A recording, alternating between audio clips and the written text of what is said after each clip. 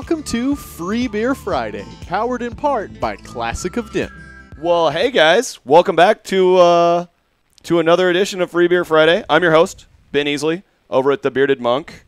There we go, Bearded Monk. If you didn't know what that logo was already, get your branding going, right? Oh yeah, I'm covered today. Turn around. Yeah. Oh yeah. Here, bam. There it is. There it is. Yeah. It's on my hats. I didn't get a tattoo today. I'm sorry. That's ridiculous. I know. You're not even branded Pegasus City Brewery, Chris Weiss, co-founder. I think it carries itself as far as this. It's like, the conversation's like, we'll start it and get it going. Nice. Oh, I like that. I like that. But did you like my segue? I did. That was awesome. That was a nice transition there. Nice. Yes. Speaking of segues, we're drinking your beer. Yes.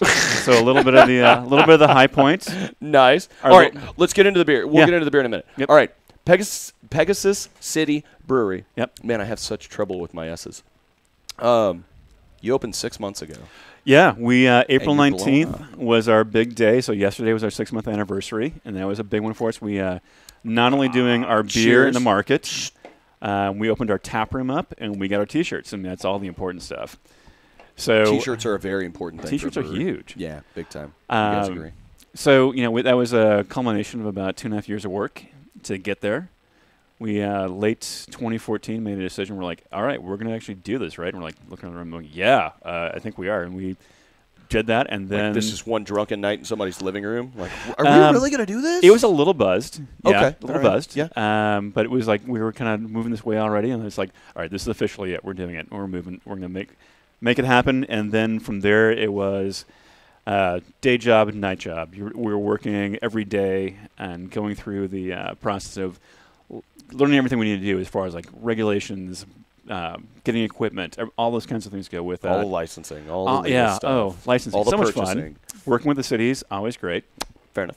And then getting into the plan, like doing the business plan, figuring out what do we really need to put together here, and how do we present this to people. Mm-hmm. And I was doing that was a great education in the whole industry in itself, because how much you needed to know to present this, as far as like not just the thing about it's not just about making the beer, and which that's a huge part of it. Mm-hmm. But there's more to it than just like there's a lot of people out there, I'd say right now, who make great beer and have maybe some cases wisely decided not to go and make a jump into the foray of being a brewery, because it takes so much of your time with it. Right on. So you have to be ready to go and make that jump. And like I'd say, if we had kids and family, it might have been a different choice. But we were, childless and foolish, and so we decided to go for it and make it happen. And there it is. Yeah, there it is. And then it's we're now 6 months into it and having a great time with it.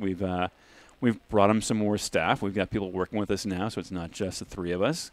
Nice. So we have life gets a little bit easier. A little bit easier, yeah. We have so myself and then Will and Adrian Cotton are the other two co-founders. Will's our brewmaster. Adrian is our marketing director and also in charge of all events, social media, etc. Right on. Done all of our design work as well. So when people see all of the artwork, things like Art this, Deco style, exactly, that's out there. She has done all that. She is a woman of many trades. She painted the logo on the side of the building. Nice. Yeah. Right on. We can definitely appreciate a good mural in this town. Exactly. Yeah. So she Denton has loves done that kind some. of stuff. She built the bar in our tap room. So, like I say, she can wear a lot of hats. Right on. Yep. Right on. Well, okay, so you opened 6 months ago with your original dream team. Yep. You had 5 beers? We had 5 core beers. Mm-hmm. We had the 9-volt DPL, Dallas Power Light, which is our Belgian Tripel. Mm-hmm. We had the Cannoneer Bold Amber. The High Point, we call it the Porch Ale, and that actually is our flagship. And so Porch Ale came from the thing of we started homebrewing on the back porch of the American Beauty Mall down in South Dallas, in the South neighborhoods there. And all of our neighbors were like, hey, man, porch approved. This is great. Because we called everybody's hanging out back here anyway. Yeah, that's where it was. Everybody's It was awesome. brewing it back here. Nice. And so we'd be hanging out there and doing that. And, it kind of kept rolling from there. And we started doing some events, just kind of like some local neighborhood stuff. And people came back and said, man, this is some really good beer. Can we do our wedding with this? Can we do our office holiday party with this stuff? Nice. They want to buy kegs, and we're like, oh, seriously? Because that means that's kind of serious. Yeah. we got to move to a big level here now. Yeah, but it was also incredibly encouraging, and so that was, like I said, that was our flagship. That's our porch ale, and then we do we do the Texican Black Lager, and we've got the 6th Floor Easy Porter. So those were the 5 we started with. And took those out. We went to the market with that, and everyone was actually got some great feedback. People were saying it's amazing you have 5 really solid beers to take out, and that was awesome, very comforting feedback for us to hear that. Others saying, "Hey, your beer's actually good."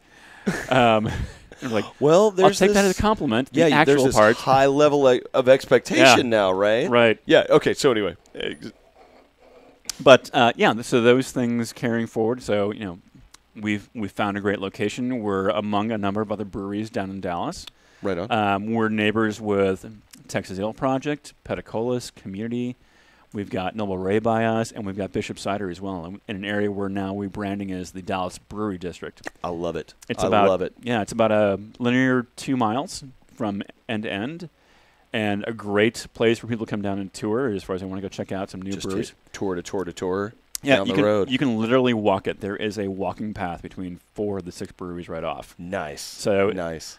We were surprised we were the first ones that coined that, but we're happy to do so and share it with everyone there. So we're working with the other breweries down there to make this the Dallas Brewery District, to make it equal opportunity for everyone down there and make this a destination for people both inside the city and outside the city. Right on. Yeah. Go down and hang out. Because there are some great breweries down there, man. Yeah, great breweries. There's a lot of other really good businesses down there. Yeah. For example, Pegasus. But there's a lot of other great businesses down there as well, and that's part of what we're doing with that is we want to get a tour going so people can come down and we can just share the love. Right on. We'd love collaboration with other businesses that are not necessarily adjacent to us immediately, but there's a great, people know that it's the design district.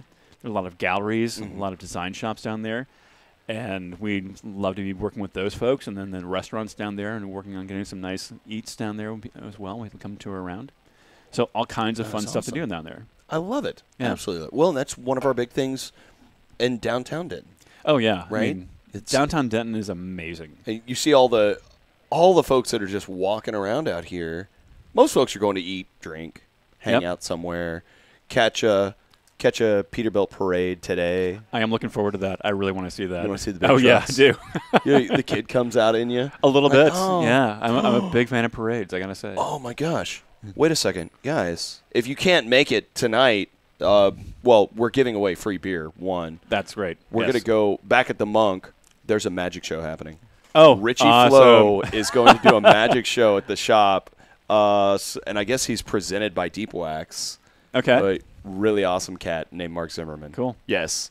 Is there anything involved with sawing anything in half? Maybe so. Maybe so. Do you want to do like a? We could do that. Can of beer? We could do a beer in half. Let's put him to the test. See how. Ooh, that'd be kind of fun to watch. I want to see that magic. Yeah. But if you can't make it down here, there's also the Peterbilt parade, and I'm gonna look at our producer over here, Jake. Do you have anybody doing like parade commentary for Denton Radio?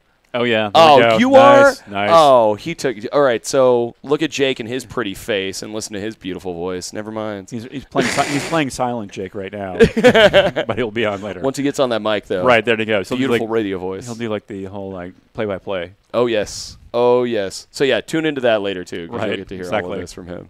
Absolutely. Well, okay. So anyway, we've got the 5 base beers that came out. You want to collaborate with the neighborhood, which I love to hear, because you can't forget about your neighbors. That's impossible in this new kind of business environment. Yeah. But you've come out with 2 new beers.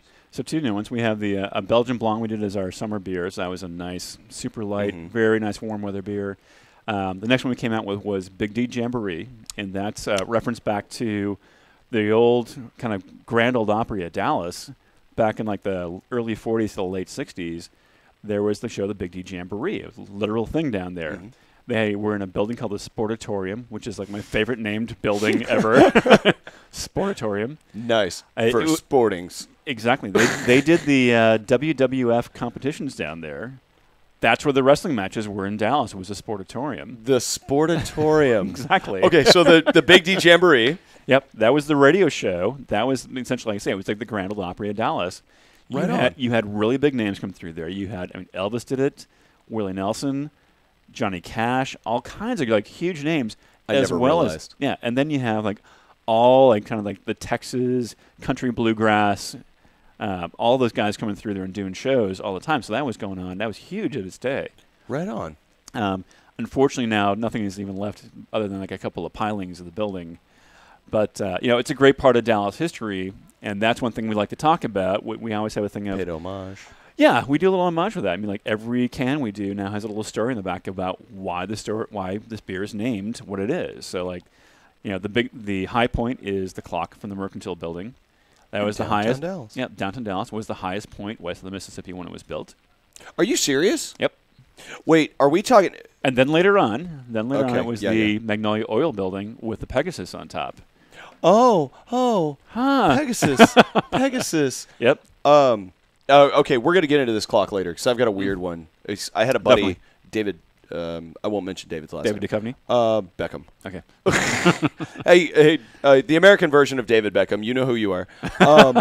He lived just down the road, and it was great going out on the porch of his loft and looking up at all of this. And yes, that's the clock. At exactly. the clock, Yep, yeah. That's exactly right on. And so a lot of this is very Art Deco as well. Mm-hmm. Is that you're mentioning like Big D Jamboree being 40s, 50s, 60s. Right. Is that a lot of the theme you're going for? Art Deco is definitely our style for all the graphics and what we do with that. So the people have been to Fair Park. They know all the Art Deco buildings down there in the kind of like the Esplanade. One thing people may not know is that it's the largest collection of Art Deco buildings in the country. Really? One of the largest collections. Right there at the State Fair. Right in the State Fair. One of the largest collections in the world. Texas Beer Fest is. Exactly. Yeah. And so they did a very specific style called Streamlined Art Deco. That was what they did as far as designing all those buildings around the Esplanade and the adjoining areas. And so that was, again, and that was also the Texas Centennial and the 1936 World Fair. That was the conjunction of like two major events. Right on. And so we thought that was very iconic style. We loved it. It's clean lines, really great graphics. I mean, it's all tied in. And we wanted to use that in how we designed the brand for each one of our beers. Right on. And so, again, it goes with the thing of every beer has a story. So all the beers tie back to some part of either Dallas or Texas history. Mm-hmm. And we have a lot of fun with that. We often are telling the stories when people come down to our tap room. We're talking about what's the story with this beer? What's the story with that one?